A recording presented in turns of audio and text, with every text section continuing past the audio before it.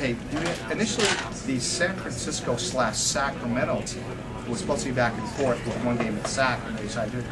But you're playing in a market that has two NFL teams and two college football powerhouses in Cal and Stanford. So how much market share can you actually gather with a somewhat minor league program in a major league area that's already saturated with four teams playing during this time frame? I think that you look at also how many games can people watch, and I think that's the test that you're looking at. With as you see high school games starting to come up on the rise, where they're actually televising more, so you're seeing more on the local news, more about the high school games. I think one of the questions you're going to see answered is in what you're asking is, can the market will the people watch another brand of football if it's compelling? If they can get the word of mouth out there, and there's not a pro game or a high school college game on Saturday night, will they tune into the UFL? Will they watch it on Thursday night? How many baseball games are there in a year? How many basketball games are there in a year? You're looking at the same type of saturation, but there's a lot more games. And if they can keep the talent level or the play at, that might draw people. You can look at the other side too, the Arena Football League.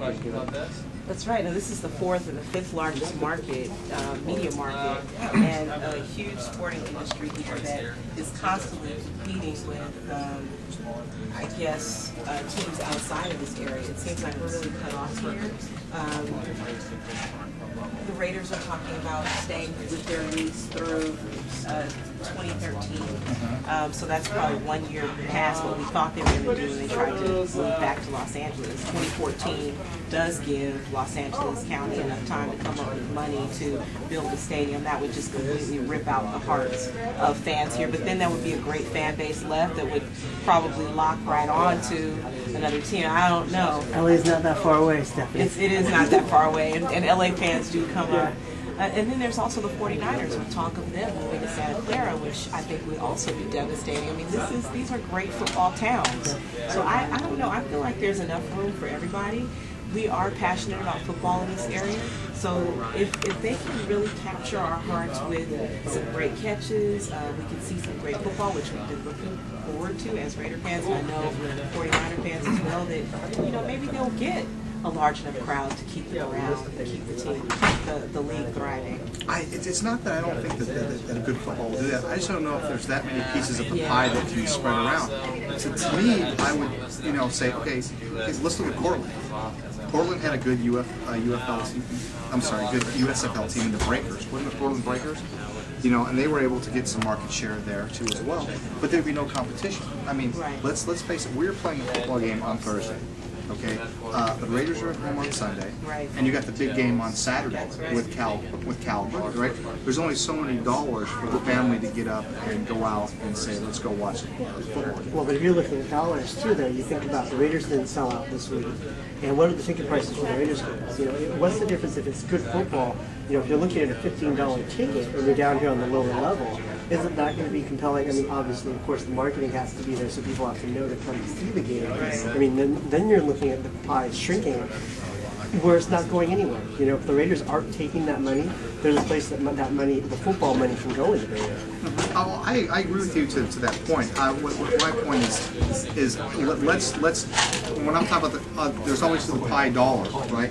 But there's also the I'm a fan of dollars. You can only be a fan of so many football teams. True. And what I was saying earlier before we started the broadcast was I really would like to see the league maybe in the springtime when there's the downtime of football. Because you're not competing with the NFL. So why would you put your league in this time? I understand there's a natural tradition of playing football in the fall, but if you're going for a whole different market share and you market it as these are where the future players going to play, market it as you would, minor league baseball. Play a little off-brand. Yeah, that's a great idea, Tony. I think that's what the AFL tried to, the Arena League tried to do, because they started the week after Super Bowls when they kicked off, and I think that's what kept them going for as long as it did, was people still were high on the football kick, looking for something else to watch. Now, I loved arena football, but it wasn't traditional football. You did lose people who were traditional football fans because you were playing indoors You were playing with crazy sets of rules. It was exciting. It was Madden Live. Yeah, it was. But you know what was cool about it is, like you said, it's that fan base too. They drew huge fan, well, okay, not huge fan bases, but dedicated fan bases. So we're passionate fans. You're not going to see that today. Well, yeah, what I think really works well for the AFL is a dedicated fan base because you are playing a different style of football. You are playing backyard football, and so you build different fan base.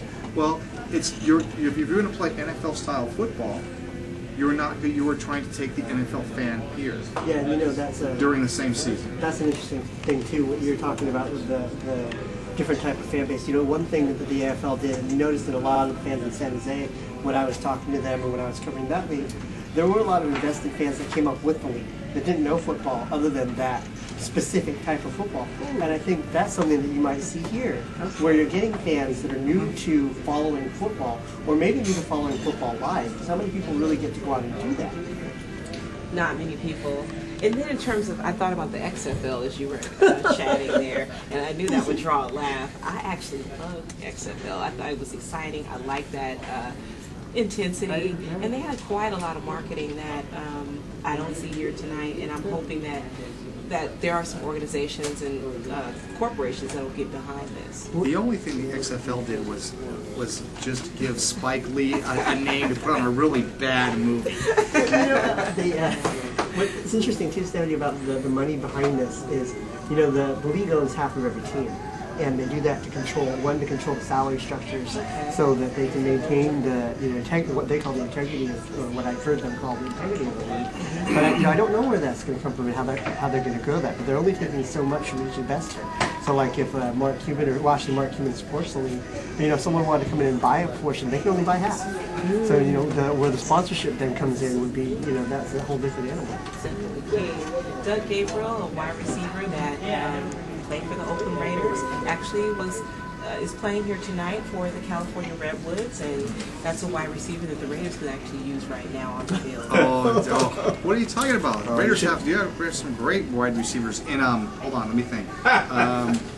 Give me a minute. I'm sure I can come up with a great. Wait, hold on. Don't wait. I know the Raiders have James Lofton on the sideline. Now, if you can get him to put down the clipboard, put on a uniform, I think we'd be kind of okay. And he's not even on the sideline anymore.